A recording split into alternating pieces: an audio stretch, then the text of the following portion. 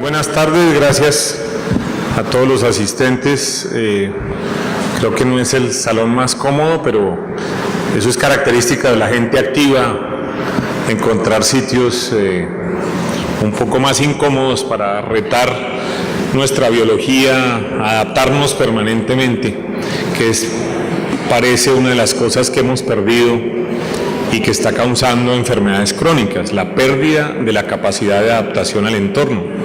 Gracias a todos los directivos de la Sociedad Colombiana de Endocrino, sin duda la sociedad académica más activa en nuestro país, y no sé si ya lo midieron, pero estoy seguro que es la sociedad científica que más le está llegando con conocimiento de última generación a más cantidad de médicos en el país. Muchas gracias por la oportunidad de estar aquí. Vamos a ver si este micrófono me funciona igual. Tengo, como la mayoría de los speakers, muchos conflictos de interés que espero que no afecten la neutralidad de los datos que voy a presentar. Haciendo la búsqueda sobre aminoácidos y ejercicio, me encontré que un muchacho en el 95 publicó un trabajo sobre el perfil de aminoácidos de los tenistas. En esa época mi fascinación no era por cómo ganar masa muscular, sino por qué uno se cansaba haciendo ejercicio. Yo me fui a hacer el doctorado para entender por qué el ser humano se cansa haciendo ejercicio. Y encontramos en esa época que había una serie de aminoácidos, los aminoácidos de cadena ramificada, y un cociente entre leucina, valina, isoleucina y los aminoácidos aromáticos que parecía asociarse a mayores niveles de fatiga. Es decir, que mi abordaje al tema de las proteínas y el ejercicio comenzó como con un abordaje diferente al que ustedes imaginan, y es decir, las proteínas podrían ser responsables del cansancio y de la fatiga. Vamos a ver qué ha pasado en estas décadas con el tema. Sin duda, para la salud pública es claro que estos 4 grandes factores, que nosotros a veces creemos que no es responsabilidad de los médicos y mucho menos de un endocrinólogo experto, sino por allá del ministro de Salud y de la IPS, y de pronto más bien como del alcalde. Estas 4 cosas son las que nos matan, y si queremos ir a la raíz de la enfermedad y dejar de seguir atajando las complicaciones que hace mucho tiempo se nos salieron de las manos en costos y en capacidad de atención, deberíamos trabajarle más a estos 4 temas. La revista Lancet, como ustedes saben, publicó en el 2012 una revisión sistemática de la literatura y clasifica como evidencia fuerte, es decir, basada en estudios serios, aleatorizados, controlados y metaanálisis, los beneficios del ejercicio, con reducciones entre el 30 y el 60% en la morbimortalidad por cerca de 12 enfermedades que creo que agrupan las mismas 12 causas de morbimortalidad del país y del mundo. Es decir, que no hay ninguna disculpa para que sigamos evadiendo el tema de la actividad física como una prioridad en nuestra práctica médica y en salud pública. La relación dosis-efecto entre ejercicio y la reducción progresiva del riesgo relativo se parece a lo que vi hace unas horas con la reducción progresiva del LDL o la reducción progresiva de la hemoglobina glicosilada. Tenemos que tratar los niveles de actividad física como un factor de riesgo mayor, la evidencia es contundente, y tenemos que entender que hay relación dosis-efecto y que hay algunas salvedades en la prescripción para algunos grupos, pero en general, entre más activos estemos, o para decirlo de una forma más conservadora, entre menos sedentarios estemos, más beneficios en enfermedades crónicas, y la evidencia es contundente. Esto es un artículo de revisión que ya tiene 4 años. Miren que con solo 1 hora a la semana, para aquellos que prohíben el ejercicio fin de semana, 1 hora a la semana ya me produce reducción en la mortalidad del 10%. Y si llegamos a dosis óptimas, cercanas a las 6 o 7 horas a la semana, donde parece aplanarse la curva, tenemos beneficios en cáncer de seno, en cáncer de colon, en diabetes, en demencia y en caídas. Esto es quizás una de las mejores recuperaciones. Ustedes ven aquí metaanálisis y recopilación de información en 3 aspectos que tendemos a confundir. 3 aspectos sobre la actividad física que son parecidos pero no son lo mismo. El primero se llama tiempo sentado, algo tan sencillo como las horas que pasamos sentados al día. No sé si lo han analizado, pero la mayoría de nosotros pasa más de 10, 12, 14 horas al día sentado. Para estos análisis se descuenta un promedio de 8 horas de sueño, pero de las otras horas que tenemos disponibles, 16 horas, pasamos muchos las 16 horas sentados o más. Ese tiempo sentado, digamos, voy a decírselos de una vez, por encima de 12 horas es el riesgo más alto. Y solo con llegar, por ejemplo, a 8 horas al día sentados hay reducciones del 15, del 20% en la mortalidad. Menos tiempo sentado, un objetivo de salud pública bien documentado hace cerca de una década y expuesto por la Organización Mundial de la Salud como el primer paso de la salud pública, reducir el tiempo sentado. Ya hay trabajos que muestran que, por ejemplo, modificar los puestos de trabajo, las pausas activas y otra cantidad de estrategias sencillas han sido eficaces. Si yo llego al óptimo, y el óptimo está como entre 4 y 8 horas al día sentado, que es muy difícil, esa reducción de la mortalidad puede llegar hasta ser 40% menos. Piensen en las intervenciones de medicamentos que oímos, reducción de 40% en la mortalidad solo con menos de 8 horas al día sentado. Siguiente aspecto, fitness cardiorrespiratorio. Esto es como el dato que se obtiene con una prueba de consumo de oxígeno o más fácil como la vemos en una prueba de esfuerzo. Solo subir de un desenlace de 8 METs a 9 o a 10 o a 11 METs reduce la mortalidad. Y estos fueron los primeros trabajos que se publicaron hace 2 o 3 décadas. Entre mejor el fitness cardiorrespiratorio, menor mortalidad, cerca del 40%. Y otra muy parecida, pero muestro las tres como en este paper porque es consistente la tendencia, se llama actividad física, es decir, yo cuántos pasos doy al día, cuántas calorías quemo al día. Y si llego a los niveles más altos de actividad física moderada vigorosa, en este caso expresada en MET horas semana, también logro reducciones muy significativas. ¿Y qué tal que lográramos hacer las tres cosas? Menos tiempo sentado, movernos más y tener condición física mejor, sería aditivo este beneficio para la salud pública en este grupo grande de enfermedades.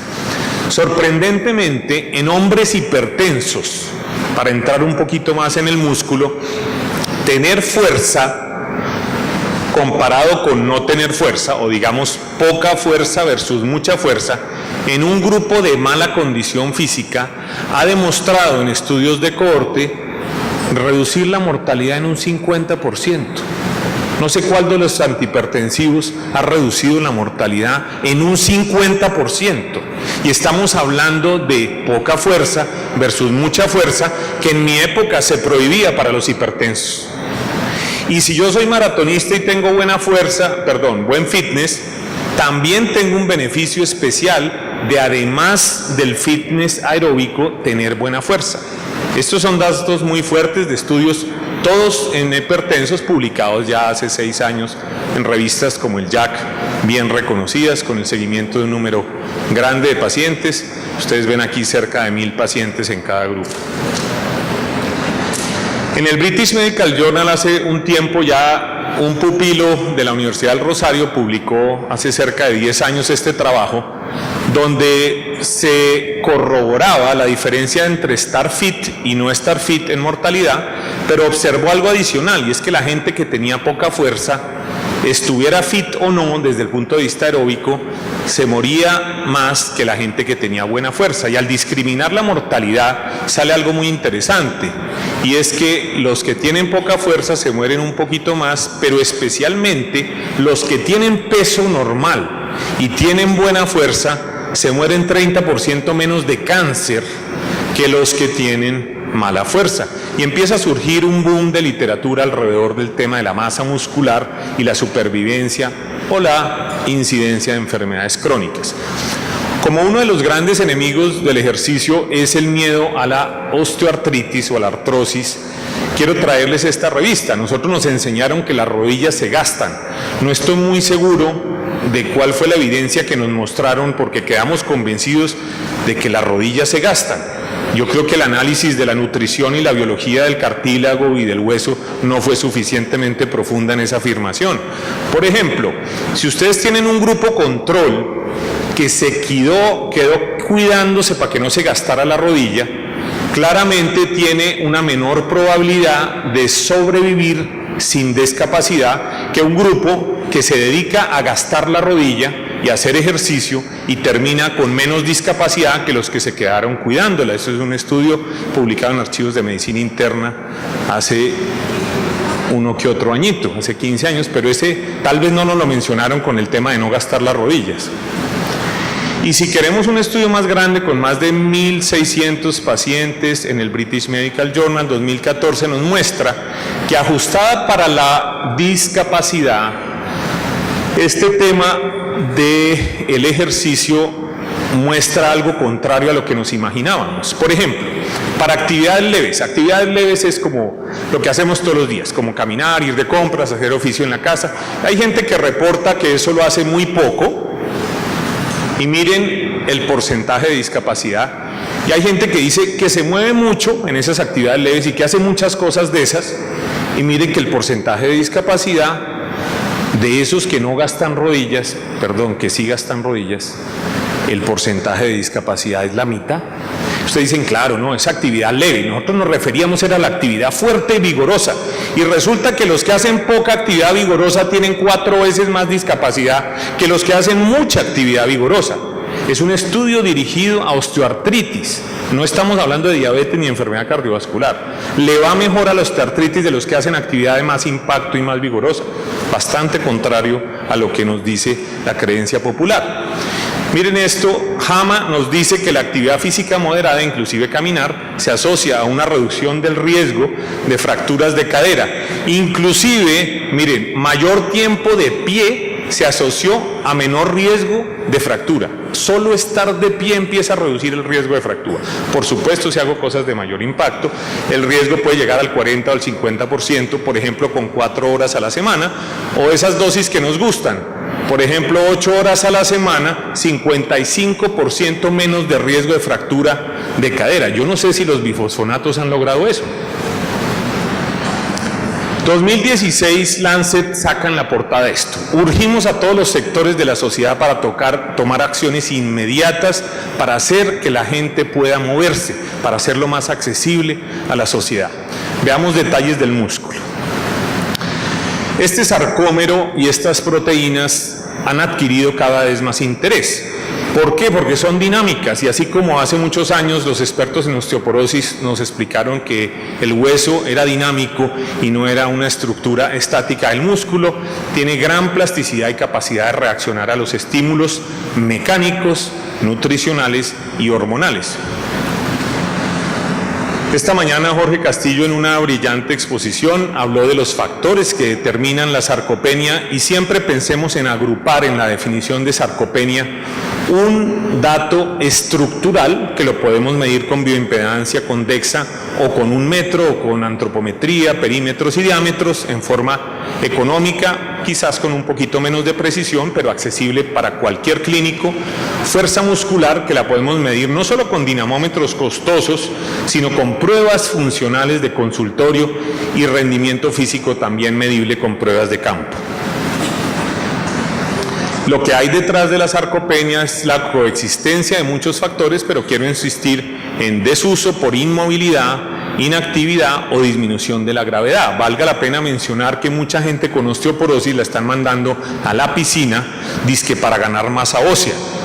Con seguridad van a pasar rico, se van a divertir y va a mejorar su diabetes y su enfermedad cardiovascular, pero lo único que no va a mejorar es la densidad mineral ósea en la piscina con falta de gravedad.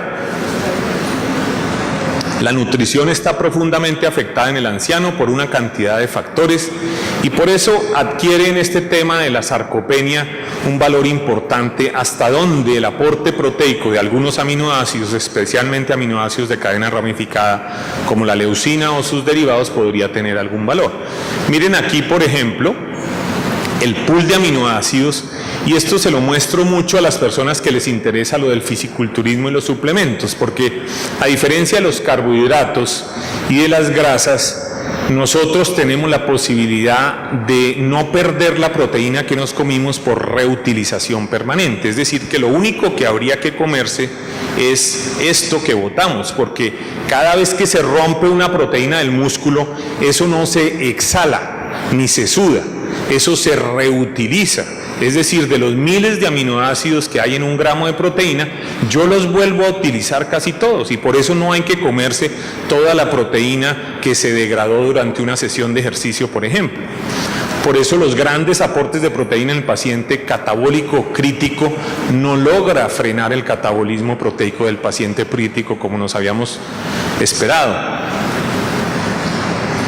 Cuando yo analizo cómo el ejercicio mejora la masa muscular, tengo que pensar en algunas variables para estos estudios: especificidad, sobrecarga, reversibilidad, de dónde partí y una respuesta genética biológica individual. Esta es la vía de la ubiquitina, donde estos espaguetis que son proteínas nos quedan como en macarrones aquí despacito y salen péptidos, y estos péptidos los convertimos en aminoácidos endógenos que podemos reutilizar. Por eso no se necesitan, entre otras, grandes cantidades de suplementación. Pero lo más importante quizás está aquí. Tenemos dos formas de estimular el músculo. Una forma que tiene como objetivo la biogénesis mitocondrial, cuyo gran protagonista es la PGC1-alfa, el factor de transcripción mitocondrial mejor identificado hasta el momento. Pero para esto se necesita un tipo de estímulo basado en la depleción de glucógeno en el ejercicio de baja intensidad y larga duración, que entre otras tiene grandes beneficios para el paciente diabético, para la reducción de peso, para la oxidación de ácidos grasos, para la normalización del perfil lipídico y de la resistencia a la insulina. Y esta vía que busca hipertrofia muscular y ganancia de masa muscular, que necesita estímulos de características diferentes, de características de alta intensidad, por encima del 50% de la capacidad máxima del músculo, que solo se logra con lo que llamamos entrenamiento de la fuerza, y que está mediada por el activador del banco de rapamicina, mTOR, que es el protagonista de esta vía que vamos a ver un poco más en detalle. Esta es la vía que hablábamos de biogénesis mitocondrial, que está estimulada no solo por la depresión de glucógeno, como ya dije, sino, por ejemplo, por el aumento en las concentraciones de calcio, por el aumento en el AMP y el ADP intracelular después del ejercicio, por los niveles de epinefrina. Esta vía es la vía aeróbica, que no produce hipertrofia muscular. Si usted sale a trotar, sale a montar en bicicleta, sale a patinar o hace aeróbicos, no va a ganar masa muscular, va a quemar calorías, va a quemar grasa, va a mejorar su riesgo cardiovascular, pero no va a ganar masa muscular porque no es un estímulo suficientemente potente para romper proteínas contráctiles y generar hipertrofia muscular. Esta es la vía por la cual el ejercicio, independiente de nuestro famoso receptor de insulina, logra activar la sensibilidad a la insulina y migrar los GLUT4 a la membrana a través, repito, de calcio, relación AMP-ATP, radicales libres y un estímulo mecánico que activa las cadenas de fosforilación que permiten migrar este aspecto. La vía mTOR se activa con entrenamiento de fuerza y, por supuesto, con la presencia suficiente de niveles de aminoácidos, especialmente del tipo de la leucina. Estos mecanismos son favorecidos, pero no dependen exclusivamente, como pensábamos antes, de IGF-1 y de factores de crecimiento, sino que la misma carga mecánica y la entrada de algunos aminoácidos es capaz de activar la vía mTOR para producir traducción y síntesis de proteínas. Para la masa ósea, la evidencia en este momento es A, para la estructura ósea es B, de que todos estos cambios de estilo de vida sí logran realmente modificar los resultados para el riesgo de osteoporosis. Y aquí viene la pregunta central: ¿cuántos gramos tenemos que dar de proteína y qué se logra? A veces, desde el punto de vista comercial, tendemos a pensar que esto es una línea infinita, como que entre más proteína mejor. Y fíjense que claramente hay una meseta y una saturación del sistema y que ocurre relativamente pronto. Miren que los autores que ponen esto esquemáticamente empiezan a hablar de 20 o 30 gramos de proteína y probablemente por aquí 1 gramo por kilo 1.5 gramos por kilo de proteína, empezamos a tener un balance extra donde podríamos además modificar no solo la tasa de síntesis, ojo porque como en el hueso osteoblasto y osteoclasto, para ganar músculo tengo que no solo aumentar la síntesis, sino reducir el breakdown, reducir el catabolismo. Y eso se logra con dosis más altas de proteína, alrededor de 1 a 1.5 gramos por kilo. Y esto se puede modificar dinámicamente de acuerdo a la edad, al género, a la nutrición y al ambiente hormonal. Algunas conclusiones, en este caso, dependiendo de la duración, frecuencia y volumen de la fuerza, la suplementación puede promover hipertrofia. En este caso, la suplementación no se asoció a cambios en la masa muscular. Esto es 2015 en el grupo de adultos mayores. Hay datos que parecen favorecer esta ganancia, no todos los estudios, fundamentalmente como en todos los metaanálisis, por la falta de rigurosidad metodológica y comparabilidad en dosis de suplementación, en edad y en condiciones hormonales de los participantes en el estudio, pero algunos aminoácidos como la leucina siguen mostrando una tendencia a favorecer la síntesis y a disminuir la degradación de proteínas. Hay algunos complejos de colágeno, por ejemplo, que muestran resultados tan benéficos que parecen sospechosos. Ahí uno inmediatamente tiene que ver quién patrocinó el estudio para estar seguro, pero tengo que mostrar la literatura que está publicada en una revista seria. Estos son trabajos nuestros buscando que este tema del ejercicio, muchos de ustedes hacen parte de estas diapositivas por haber participado en los cursos de prescripción de ejercicio, fue publicado en diciembre de este año y esto es un trabajo de muchos años de cambiar la educación médica en Colombia que se inició hace unos 15 años en la Universidad del Rosario. Esta es mi página y este es el libro de prescripción de ejercicio. Muchas gracias.